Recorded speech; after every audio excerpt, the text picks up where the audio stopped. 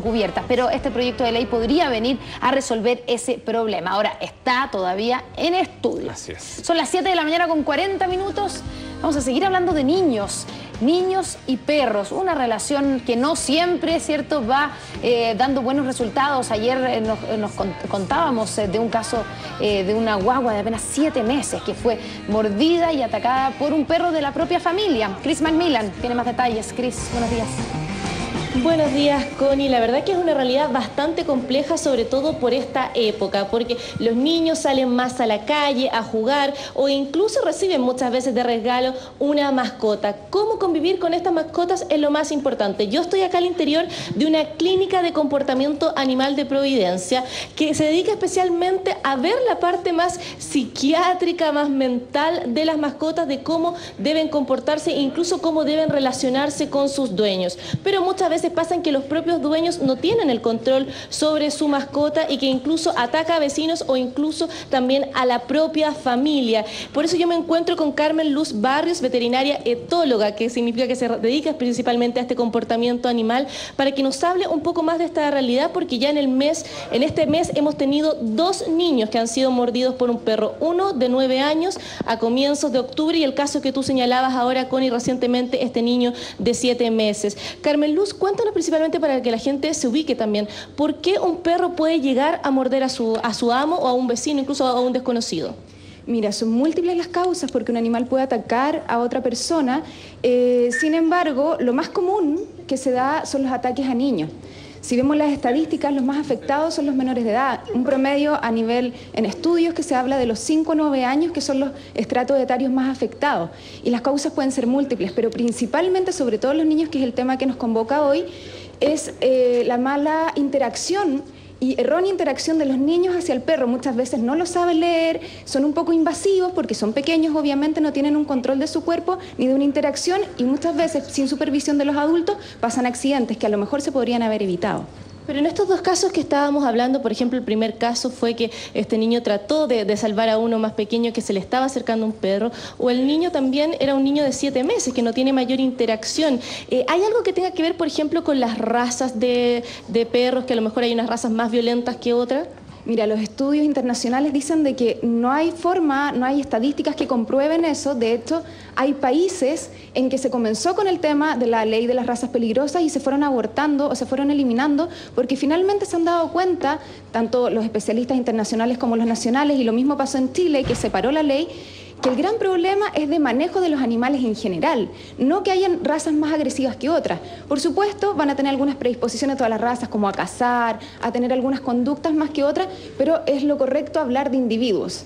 Y el 80% más o menos, se habla como de un estimativo, que influye en la conducta de un perro, que sea agresivo o no, o en cualquier tipo de conducta, interviene el ambiente, cómo se educa el animal. Y un 20% solamente es genético. Entonces, si tuviera una predisposición que puede tener alguna tendencia, es bastante menor en cuanto a lo que puede influir el dueño. Y aquí entonces quizás se debería que se repite tanto, por ejemplo, razas como Pitbull, Rottweiler, que la verdad que salen mucho a luz, que son más ese tipo de animales los que se ven involucrados en hechos como este.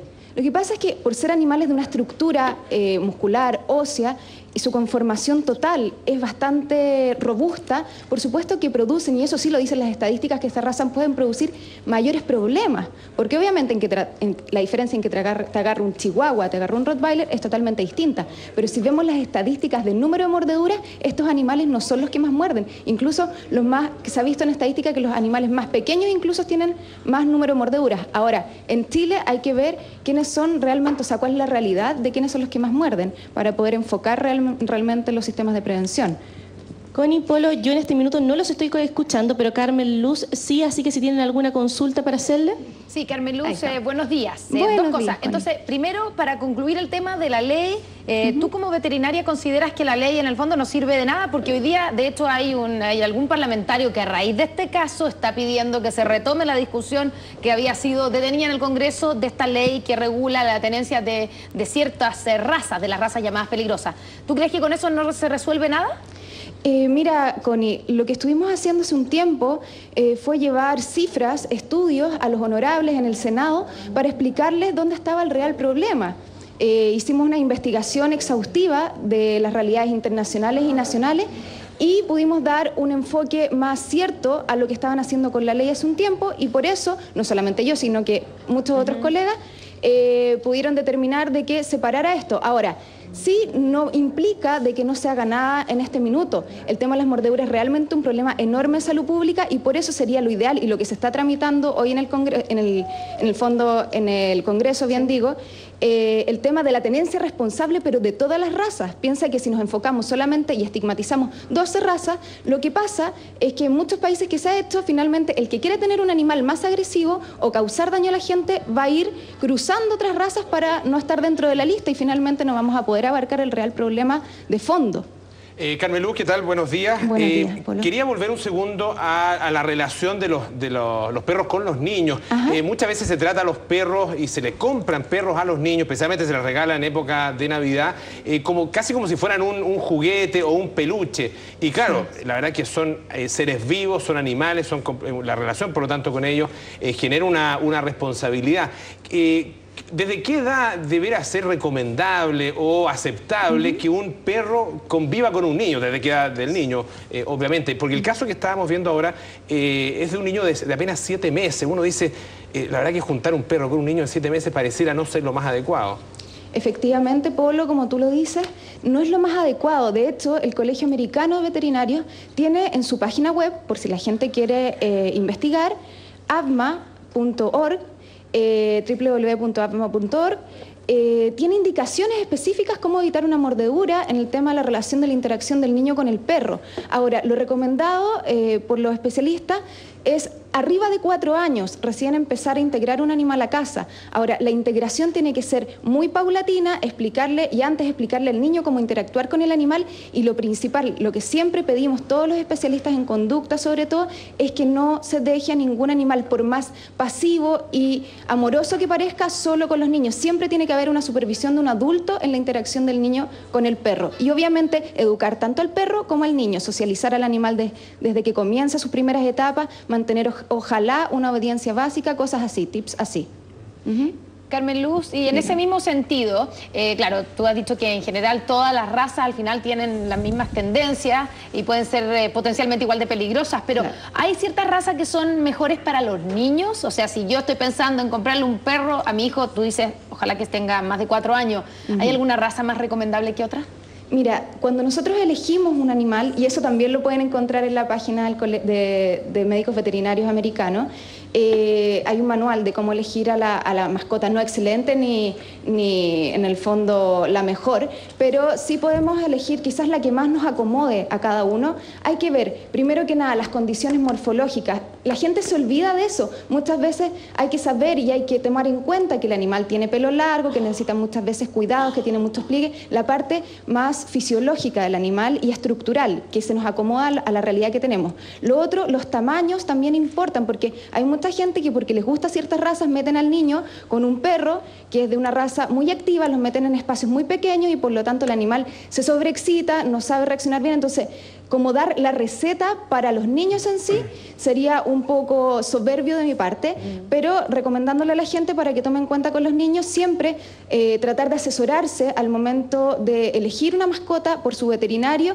y ojalá que pueda este mismo guiarlo en cuanto al carácter del animal. Es lo principal, lo fundamental, hablar de individuos más que de razas en sí. Ahora, por supuesto que hay algunas, si me hablas de razas, algunas razas que toleran mejor a los pequeños, pero también hay que ver la realidad que tiene la familia en casa, si lo pueden sacar a pasear, si no lo pueden sacar a pasear, los tamaños, y todo eso hay que considerarlo antes. Y además, no nos olvidemos de los mestizos, que son una gran realidad en nuestro país, y en esos casos hay que evaluar al individuo. Las recetas ahí no correrían. Entonces, Carmen, finalmente, si podemos dar una recomendación, una especie de ABC para quienes estén pensando en regalarle un perro, una mascota a sus hijos o integrarlo a la familia. Lo primero sería asesorarse por un veterinario, no tomar una decisión simplemente porque vio un perro o porque alguien se lo recomendó, ¿no es cierto? Exactamente. Nosotros en la clínica, aquí en la clínica de comportamiento, recibimos todos los casos, en el fondo los selectos de los selectos, y llegan casos de agresividades de razas que ustedes ni se imaginan.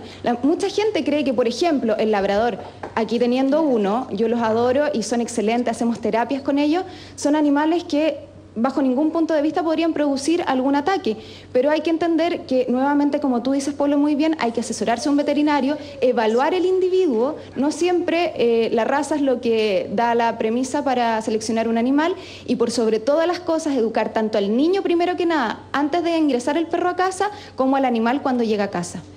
Carmen Luz, muchas gracias. Solamente para concluir, en el caso de estas mordeduras, ¿ese animal puede después ser sometido, por ejemplo, a una terapia de comportamiento? ¿Qué se debe hacer con un animal que ya ha mordido violentamente a alguien? Mira, dependiendo del nivel de agresividad es lo que podemos lograr con el animal. Por supuesto que hay animales que han mordido anteriormente y nos han tocado y que hemos podido rehabilitar.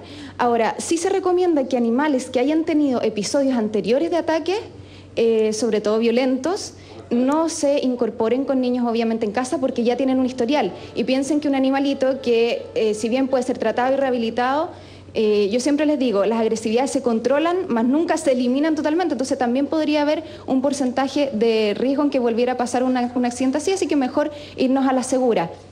Sacrificio, no, en estos casos que mucha gente de las atacadas dicen que a lo mejor sacrifiquen ese animal. Mira, qué bueno que me lo preguntaste. Hay casos en que son realmente inmanejables, que hemos tratado, que en el fondo se ha hecho todo lo posible por ellos, y en esos casos recién se podría pensar en una eutanasia, pero por lo general primero hay que darle una alternativa al animal, y es muy importante que la gente considere que en todos estos casos, si los analizan, aquí donde está el problema no está en el perro, está en la tenencia responsable. ¿Dónde estaba el dueño de ese perro cuando el animal atacó? Muchas gracias, Carmen Luz. Acá Barrios, veterinaria y especialista en el comportamiento de estos animales. En estos momentos ya se está realizando en el Ministerio de Salud un estudio a nivel país para ver realmente cómo es la realidad nuestra y cómo se da también la tenencia en los distintos grupos sociales que nos conforman. Un estudio importante que a lo mejor nos permita más adelante saber más y sobre todo poder legislar sobre esta materia. Connie, Polo. Muchas gracias, Chris Macmillan. Muchas gracias a Carmen Luz también por haber estado aquí en Boca de Todos. La verdad es que queda clarísimo que lo que no hay que hacer es dejar a una guagua sola con un perro, y además que se tengan una relación tan cercana como la veíamos en las fotografías que vimos, ¿cierto?, de la guagua que lamentablemente fue atacada. Nos queda claro esa parte por lo menos. Faltan 8 minutos para las 8 de la mañana. Una pausa, ya vuelve en Boca de Todos.